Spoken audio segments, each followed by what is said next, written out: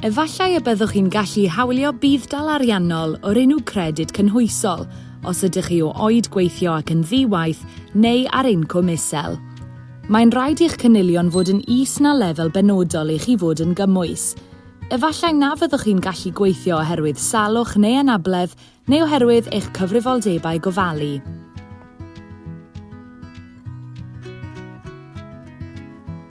Gallwch chi edrych ar wefan Carers UK i weld ydych chi'n gymwys neu i geisio cael arweiniad pellach gan un o'n cynghorwyr.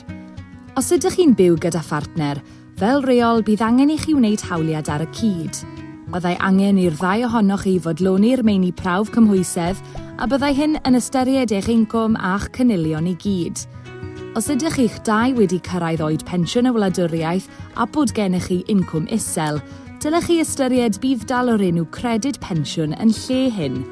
Os ydych chi'n penderfynu gwneud cais am Gredyd Cynhwysol, ceisiwch roi cymaint o fanylion â phosibl.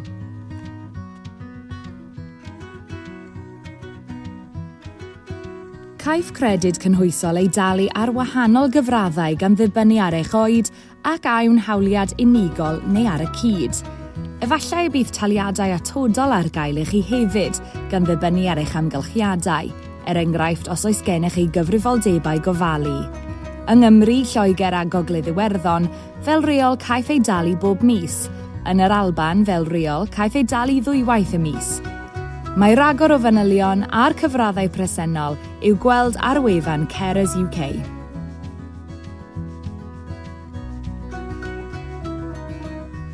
Mae Credyd Cynhwysol yn cymryd lle budd-daliadau hun fel y cymorthdal incwm a'r budd-dal tai. Efallai bydd gofyn i chi ymgeisio am Gredyd Cynhwysol yn hytrach na gwneud hawliad newydd am un o'r rhain. Mae'n syniad da trefnu gwiriad budd-dal os nad ydych chi'n siŵr.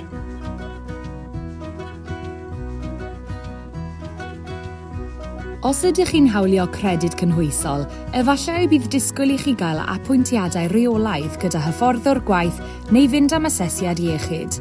Fel gofalwr, efallai na fydd rhaid i chi chwilio am waith, ond bydd hyn yn dibynnu ar eich sefyllfa a beth sydd wedi gytuno gyda hyfforddwr gwaith. Mae ragor o fanylion am y cyfrifoldebau sy'n cyd-fynd â'r Credyd Cynhwysol i'w gweld ar wefan Carers UK.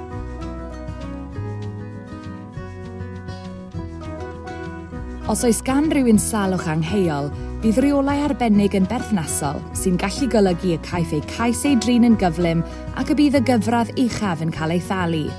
Os oes angen cymorth arnoch chi ynglyn â hyn, mae croeso i chi gysylltu ag un o gynghorwyr Carers UK.